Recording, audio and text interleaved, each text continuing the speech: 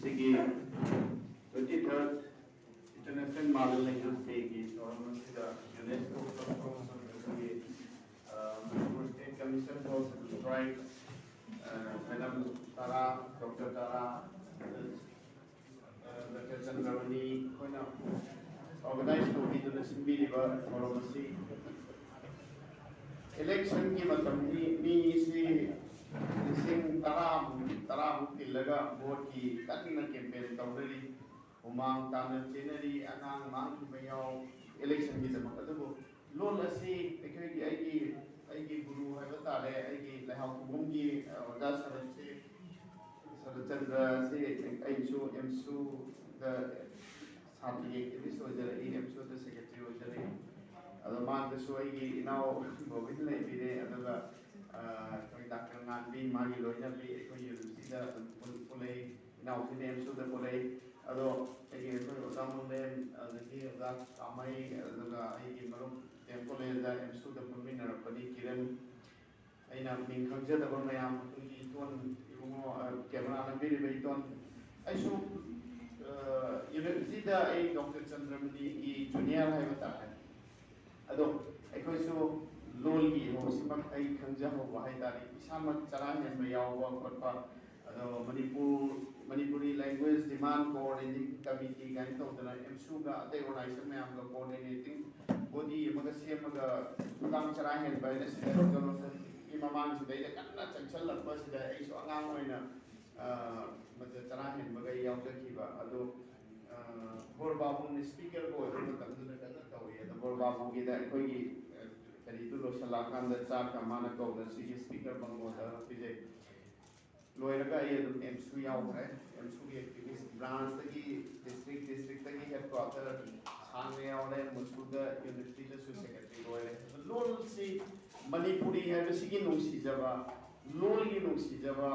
Manipuri nationalism Manipuri जाति मैतै जाति सी एकदम खरक खंजरे अदुना अकोई लहावबंगी आई गुरु ओजा शरद चंद्रना यामना पॉलिटिकल एनी कलरलेस होइबा आई यापनी इंटेलेक्चुअली एकेडमिशियनी एक्टिविस्टनी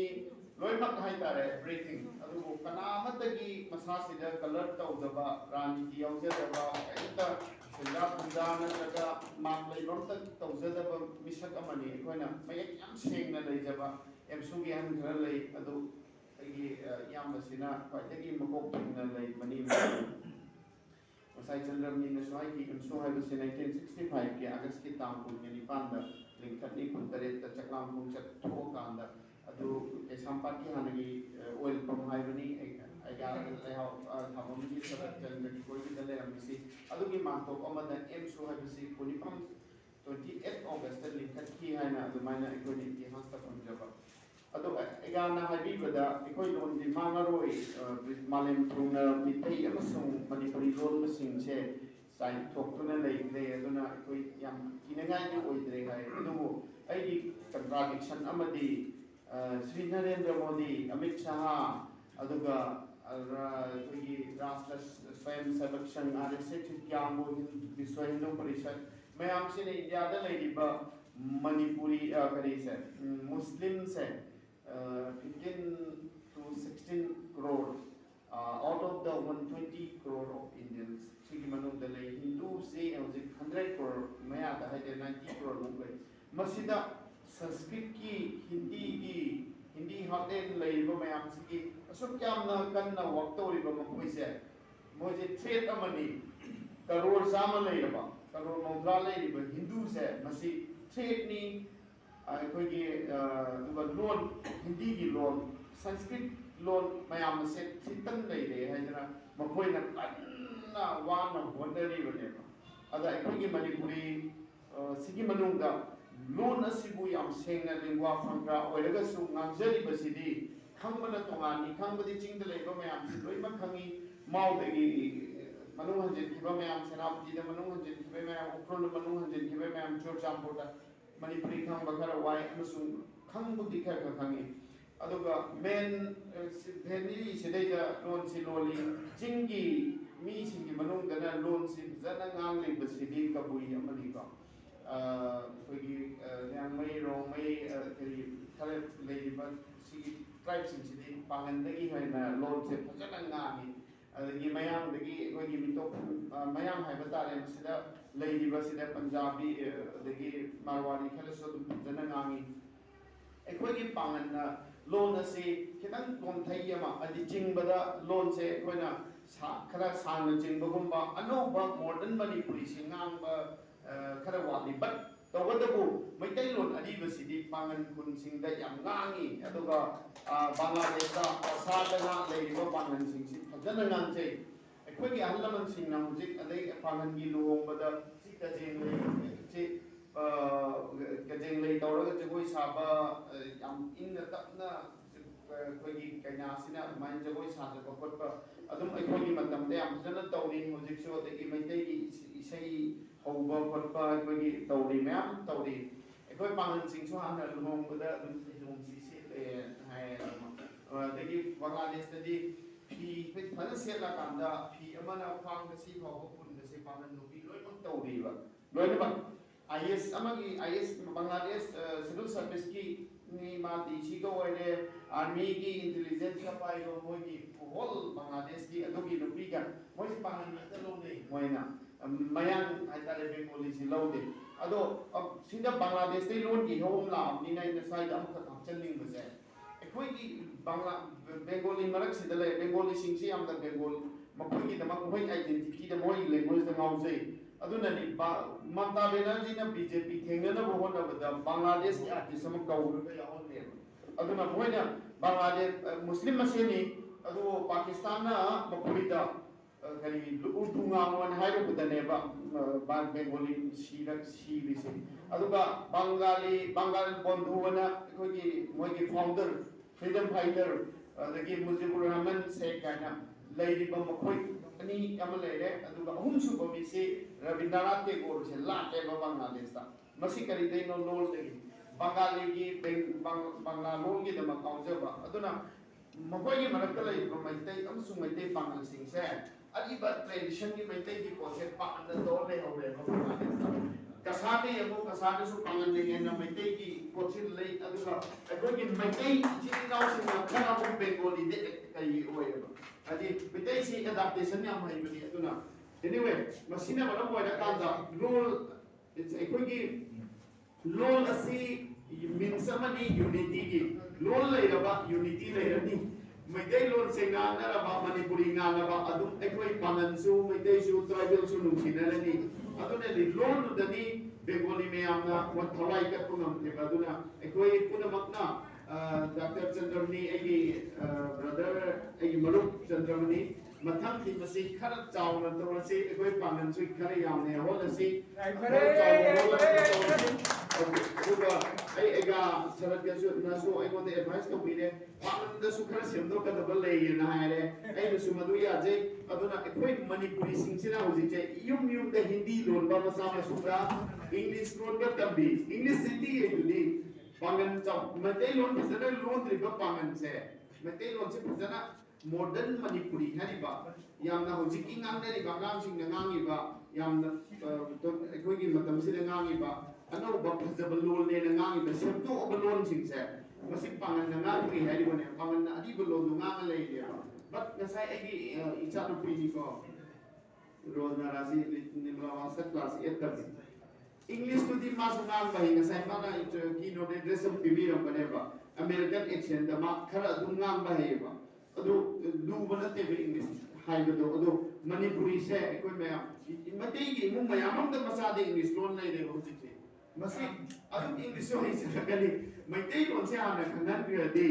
अखोइगी व्यवहार हानगी अरिबा हल मो उबद करी हाइनी अदु लोन व्यवहार मयाम से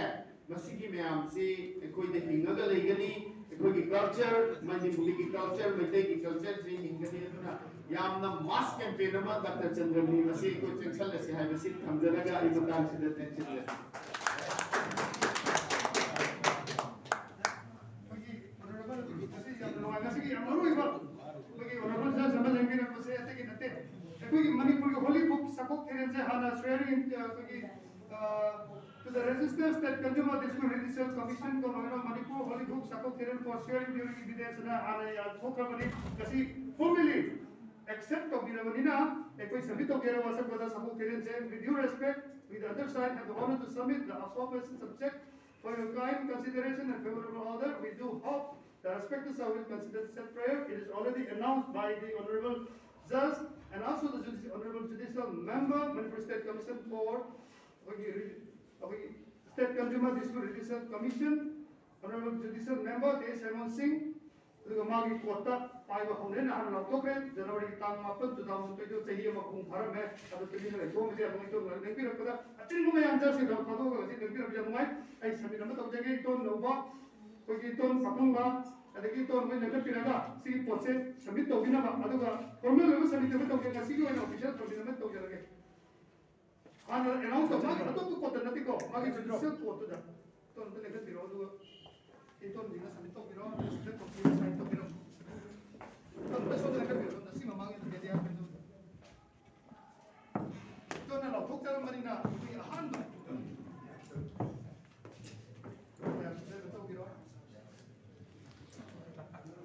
So it was sit to Piro. Sit to Piro.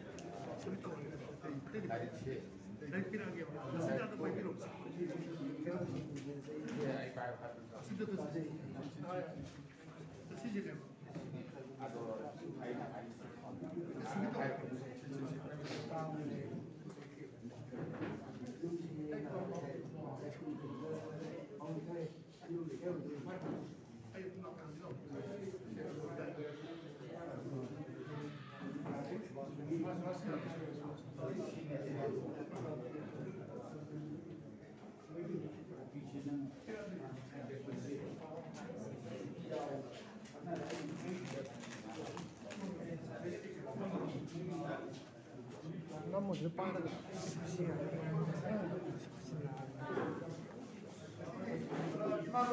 Ngangba Numit da pagi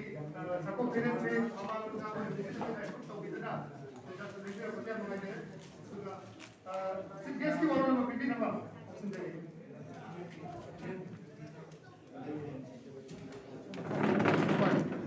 suai para thamo no pa de ne tu huevo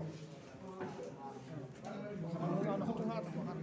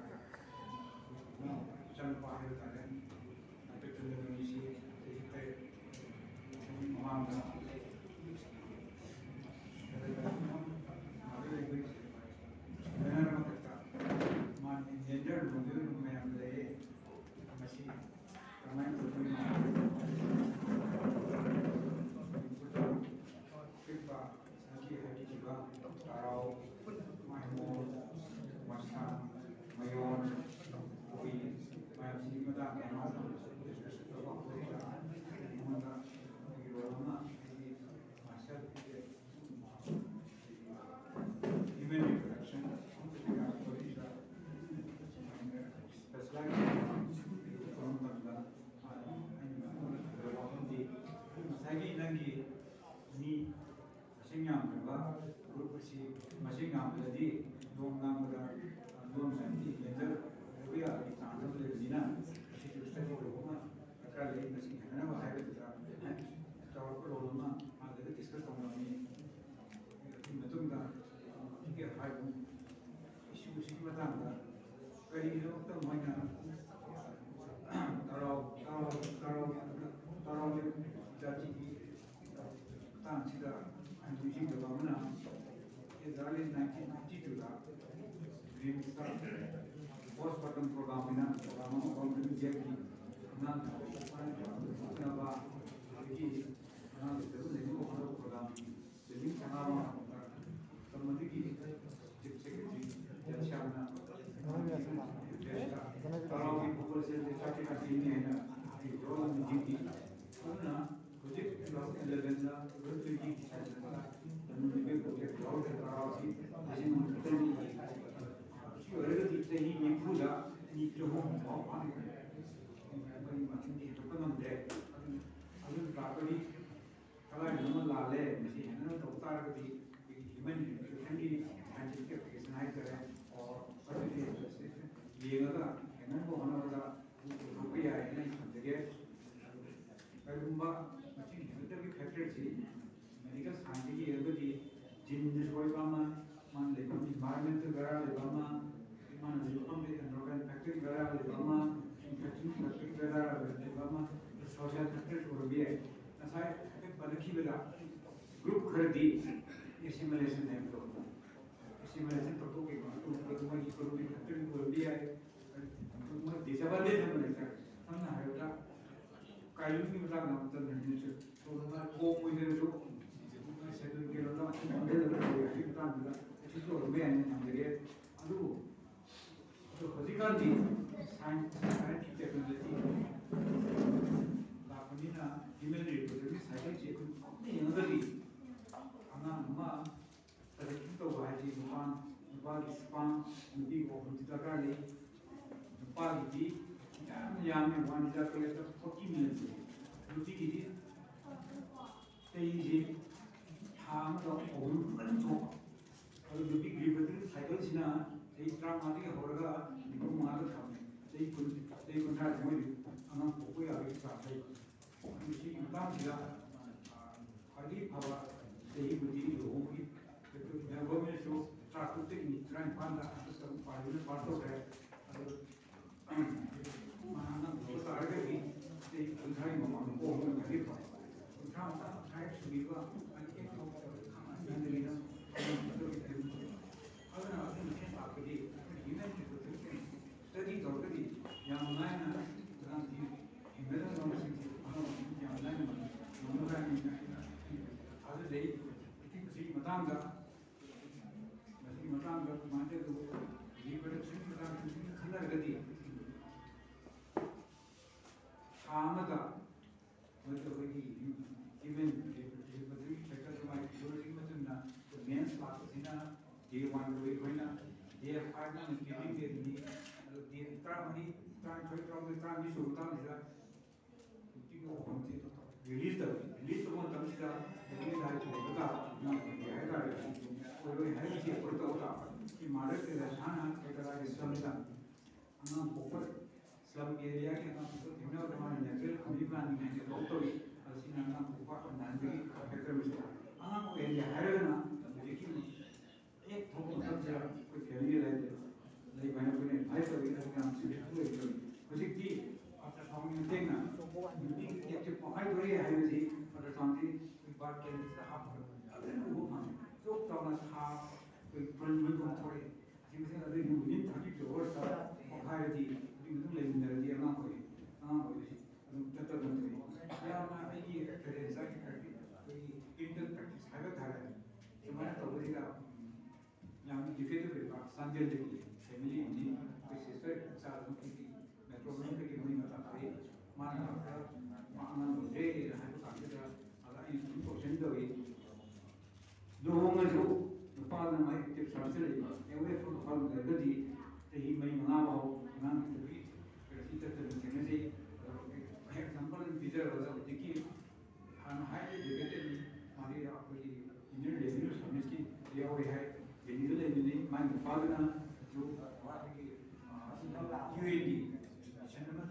kabulda maji posting kai hai adai na ta sam tharge ye mega mai mun ai do kan le ro mai ni ta ji ta de do nai na ni ni halde me la ka lagte kai le kabul le Afghanistan ka to ai na hai kabul Delhi ji you 1 hour flight ni Impal to Delhi na 3 hours flight ni nai ko लेकिन वो खाए मतलब से हमारी father और भी आकर रहे हैं इन हम तो तमाम यानी अभी call your husband your take to release with 36 hours है मान नंगे वाला है अगर हम किया हम लोग लगा मान दिया अभी नेक्स्ट साइकिल से मार कचित तो है ना ये जुंदा को ये इफेक्शन को तो बताइए हम मुझे ताकत नहीं है मुझे कि वो कम जी यार लोग ग्रुप में मुझे कड़ी दी नमकता मुझे कभी भी नहीं बुझो समाने लेवल और भी है हाई विधि पाराव भी अगर हम लोग की बता 80 का 750 हम लोग की सेंटर सा ऐसे की कभी तुम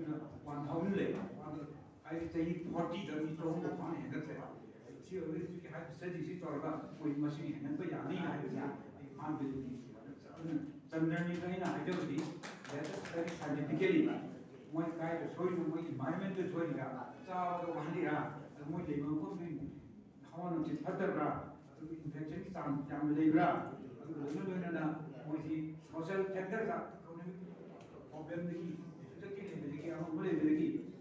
patu ke am ge to ra si sa di to moi ki basing handle ga di sa ki in general le mo yo mo nam bi mo ni do de ro ni na le mo yo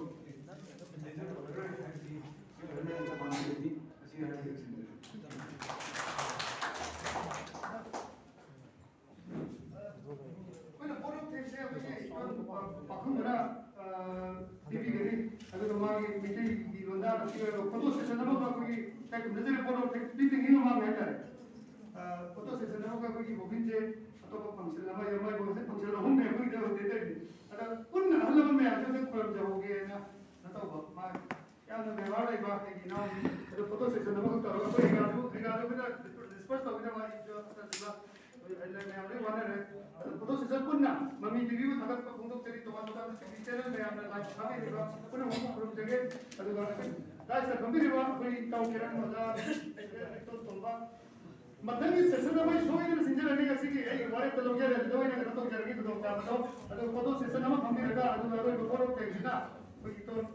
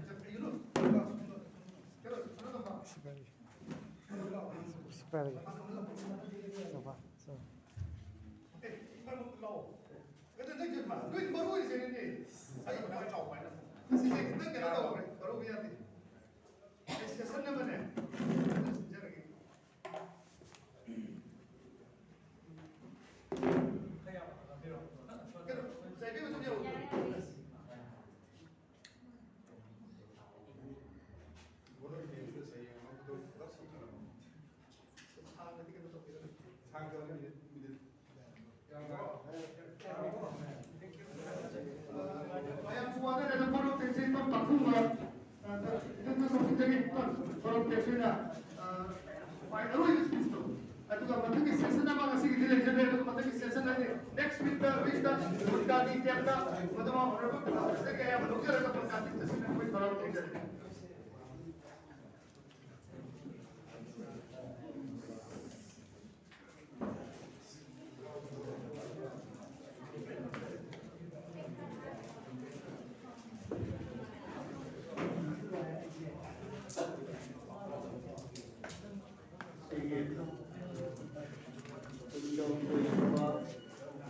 Maalemgi malon bukan Numit sida coba sini samta lingin di bawah iki abadi international fakta साधने जो हरा वालों चला दे वो ना खाल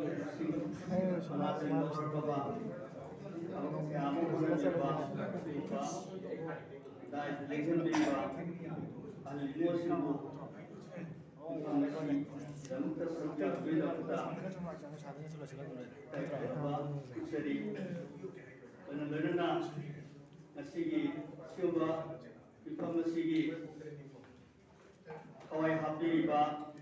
ingbireba, lamdam di sangairaba, amati umuroi, paiton, mai bianmati, ilana umurung kampun mukusbena, orang musuh hamilangka, agat ba untuk seri, aduna, aikoi Maalemda, sakta nunagi, oiba, aikoi loan puling naba. Maalemda sakta nunagi jamu kai koi tumbaca kundana orang bisui air subjeknya aduga loenana adu mulai Maalemgi sah lebih lebih dalam ka pada pada aikoi meruina national highway se mathau tai national lado hindraga di loan se hinloi adana mai tol leiroi adana national highway se tongan ba adu mathau tuda national hingabadi loan se hinge mai se hinge religion se hinge ari history prehistory loina hinge हाइबी nation का वन जाओ तो पूरा मकसद ले अदना अदोंग nation लदो Kannan गुदमक्ता 1967 दगी होना जरपना लिसिंग अनीगा पुथोगा तमजोय पुथोगा लिसिंग अहुंदा बिल द पास करोगा मिते से हाल सेंसस ता मिते ओले यावम दे कोई करोना आदर्श न हापो ले पदो तोमान तोम एलेमेंट की देखो ने रिक्वेस्ट over तंदा कोई सही हो मरी है ना वखन ताजी अदना असे कोई लंबाई बचा लेकिन जब हम लिमो तुम सही हो संगी नाम बता अरे बता सेंसस बुक तो लम थोड़ागा येमो हाय येमो तंदा मागी क्लासमेट अमा कोई सेक्रेटरी ने पूरा महल लिमो लेकिन रे मान भाई सिले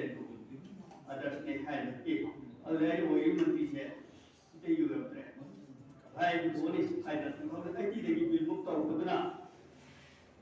अदर पास कर कर लाभ बनी अरे वो 2002 देखी तावज़ रचांग तावज़ ना 2 देखी ना मारन नहीं बिसुका करी करी कोई शिकार करा इसको क्या है मारन पूरे तो शिकार है नंबर का है या पूरा नहीं बजाने अदर तुम तो कोपरगा अस्ते ना हाउस कमिटी उसी अमुगा अपने मारन में भरवा पन्ना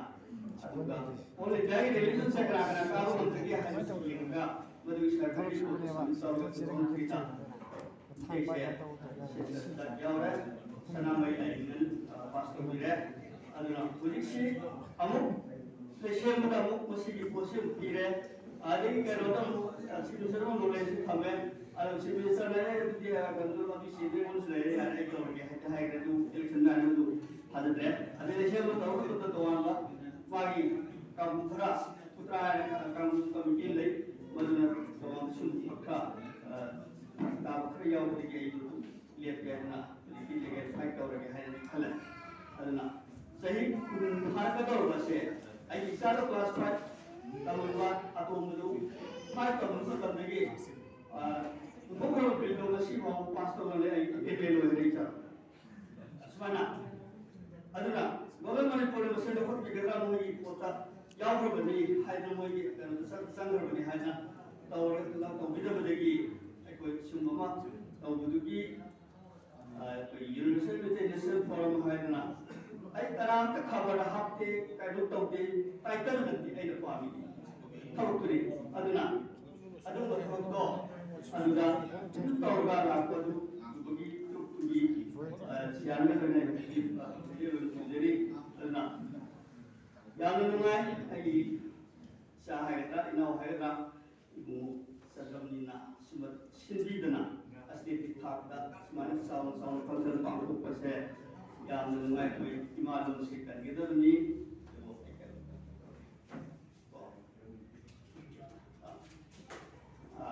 अदो मयांदाई कैरेक्टर कुदोन तमजेके निपान करम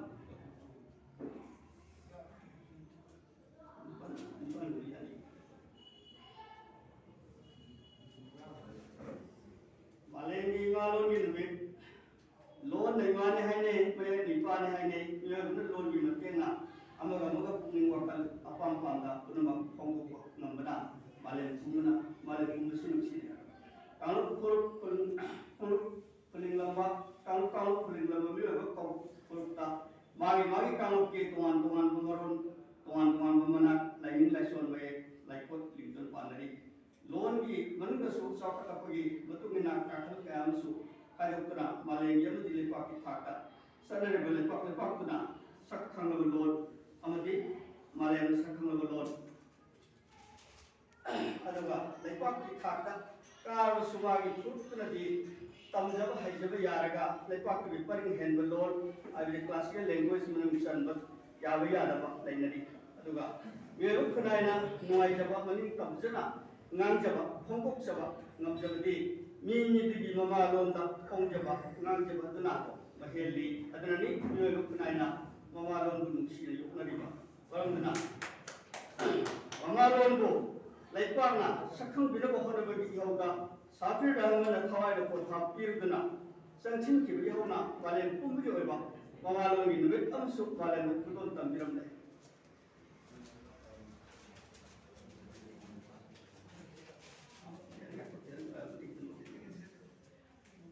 अइकोय लोन अकरमदा परिंग हेनबा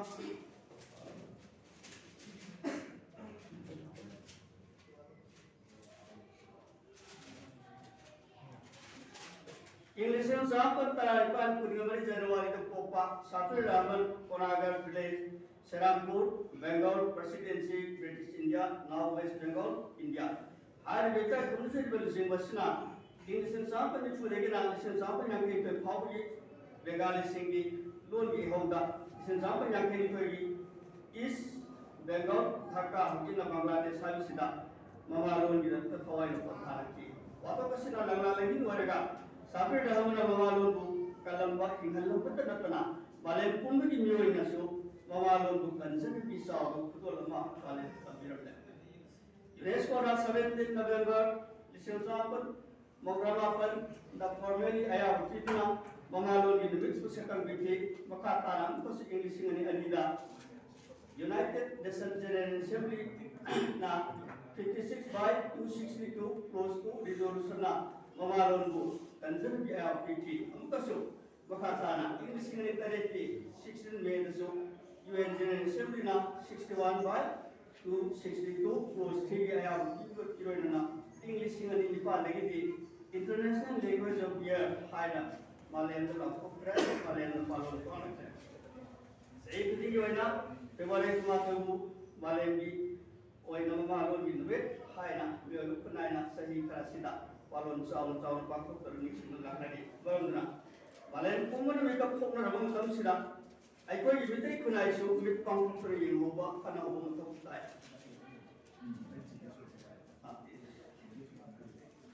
आइकोय लोना करमना परिंग हेन बदलनि नुद सरगति के हायना नै किबदि लोन सिना सांग सिं सेनि सम अतोपा तुर्की लोन कायाम सुजान सिन किबना आइकोय गुमना नोमगी ngang sikna pada yaw sinasu loan si tarung ga so maram su oide ana anabu khang ama koina mahai masin tamda nongchuk ki sanabi ki mahai na pikliba nawriba angang singa miro na hana tam birubana aikoi gi loan bu khang ko warapa ngang bu hai na ta ba miro ne ke na sinara ko su bana toina thenare basi su loan bu si tarung bi wang sanabi ki so mar amani han kunjeke अदुगा लोन से परिंग हेनब लोन अमा ओइना भारत की loan सिंगिमन दसनबा loan सिंगिमन दसनबा होनबा मतम दसु एकोई इरक्ता मफुरपु नुसिबदि मालगा ममिन बिरो लुवादा उलुबुगी वा टेक्साक सु हेक मायकनरि खजमयना अबचरबदा मनिपुरी लोन डिफान सु शेड्यूल दसलुबुगी वा टेक्साक नसिगसे ममायकनरि बितैना लोन से मितै लोन निपान सुबह ताकत चंदी मोकके अदु साहित्य परिषदना मणिपुरी लोन निपान सुबह ताकत चंदी खाब लोरितबदुदा पल्लिब भारतना हेन पामनबा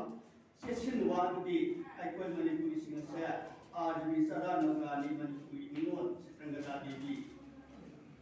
आजन लौदना बाबू वहन ओखिबगी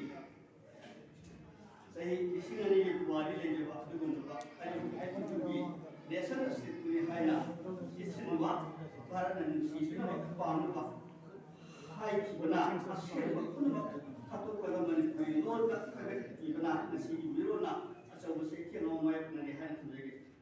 ꯄꯥꯅꯤꯡꯉꯥꯏ ꯌꯥꯝ ꯂꯩꯔꯤ ꯑꯗꯨꯕꯨ ꯃꯇꯝꯁꯤꯅ ꯌꯥꯗꯕꯅꯤꯅ ꯑꯗꯨꯒꯨꯝꯕ ꯂꯩꯉꯣꯏꯁꯨ ꯆꯟꯅꯕꯒꯤ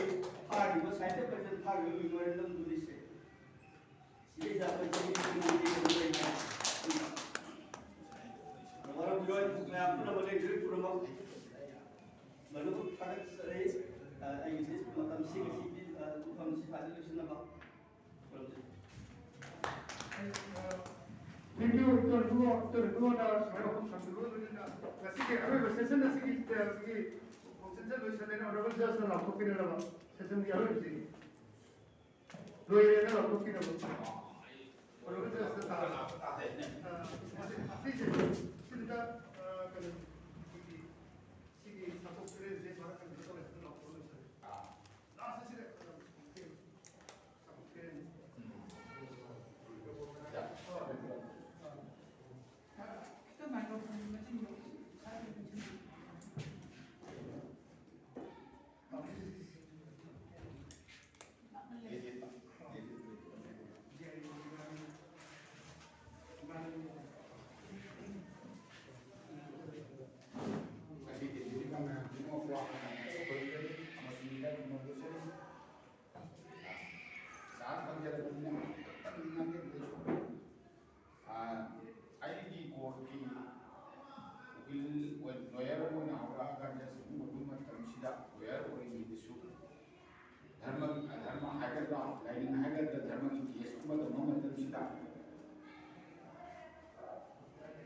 lampiadani and then the also what we are the farm I saki biram dai mana di bagaimana kita cuma jadi di bagaimana kita nami cumi apa hai benar dan apa dia kami je kita ne Quran ne Bible awam sida ada paling dia ada sunna ishwar kalau wasa oh ana ai mata nukan Ini Manipur Manipur ini no itu masa ber di provinsi nasi kau ke bilang biba dah hana hau ke beda sing stesu di luar department itu kita kalam dah dia mau dikhani do pun ini sarkar dikhani do pun ini sarkar ini British loh begitu nampak but that was not the show ada Numit lain kan dia bersedih gigi ada amat tadi Manipur sedih pun Manipur tu pun lagi lekati Wajah jangan lebar, meeting nana terkadang atu part of the world, any atu ni butuh kita mesti dia butuh orang kau koi, and kan ni. Saya bilang pernah, aku di Bible lo theology kan course saya pun mandi Bible kan Bible lawyer mana ada Kristen lawyer ada. Aku meeting kita jangan terlalu dekat dia, masih aku ini sesuai dengan mana. Ada course sudah meeting juga benar kamu boleh berbina. Kali lain pahami mo or kali itu hari nanti ada khusus knowledge tu kali itu lagi uji coba jangan hangget diko kali lain na kita ikui beden Bible ikui beden dan ini ikui beden lagi sunnah sejarah ko bawa ka hai bulan ham boleh ini sejarah ko bawa itu kira dia macam itu ai kan kan bersih sama itu masih sejak Numit usia tu, bagi saya sendiri mana explain tu begini cara hangi besar, ini kan ama ni kan soal tak mahal kerja kau nak awak terlupa, lain tu dah awak dah ada mana thamjelaga, ada nasi, ai Mamaa ni sih, so ai kau tadi habis commission tu thamje, ada nasi, apa kantor pada saki lo macam dah, kantor pada apa macam tadi. Nona asal lagi na saki se video dah lalu pernah lalu di jika habis di kuigi kerja ada ki kopi ado tamna masih dari chansu tamna pandai ado khangge orang orang wahai kota gonda se tak kento apa aina Vishnu Buddha matadul munci manistet hai judicial manistet first class civil just junior ini adu dah ni meeting Sekarang nak ikut hal ini. Ado, kau itu cina zaman itu yes sir. Manusia bahari itu ini malam bulan benda. Manusia ko mohon dah sahi Ani kuman nang beri nang aku tu berkait ada sangka sakhi kalau aku kalau dalam transport tahu sakhi itu pura ini sakhi itu kan udah sakhi ani aku pun asal nak ini dia outsider itu Bangalore sudah mai kapura na kai na pura ini lai kai yo cuma mana harga tu stay dona ini tam kalau harga di mana kilo ni sakhi itu ni soal lagi dependent harga di opposite party sarkar di ilna hangi betul kan so I with due respect to them, when they are not prepared. I think machine no more just I was Supreme Court just go something like to art was what phenomenon baduna when can the Kandana, the me out of Obi and I be she some damage and English and listen to it. I might always have to do later. I do argument that is happy to never I do that. Hari raya ekonomi sembah lama panggilan, adagi semana segi set masih bagi cara temanina atau bisa ID level dah, jadi ID operational state commission na suka orang bagi consumer line dan punna dan apa punya ni na food commission dah, Manipur state food commission ni posisi sometimes case tahu apa, sometimes juga case sakit lawan tentang masih saya pada option lebih dari Lena district club shape, maybe I need harder than Hydra, Hydra state commission, you had a district level. Other the shoe, I have let away, I didn't put the commission, although I state commission, I would like to request my ceremony like the Noto, from the Taga, and the local should be all about. I mean,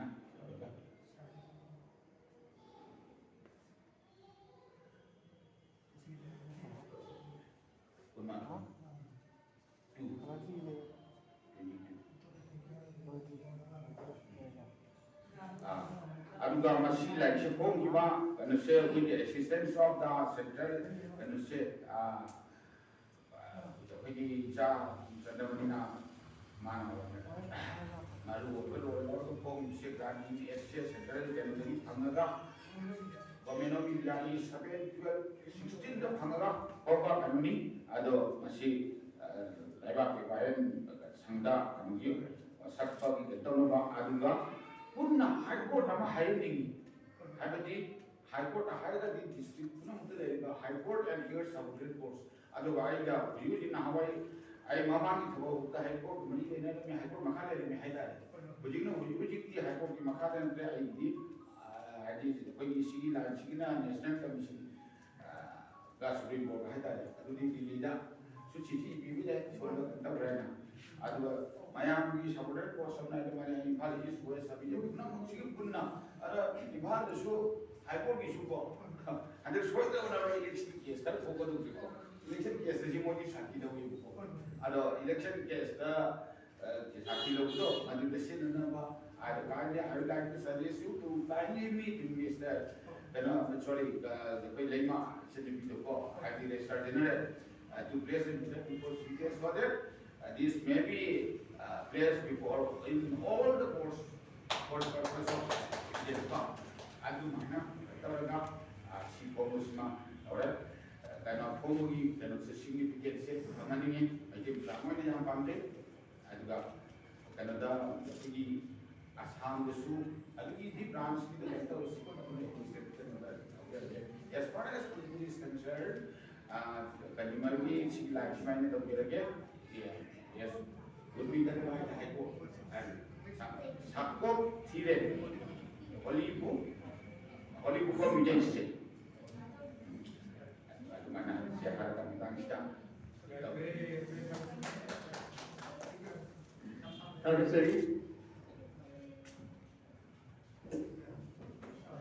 Sanjay.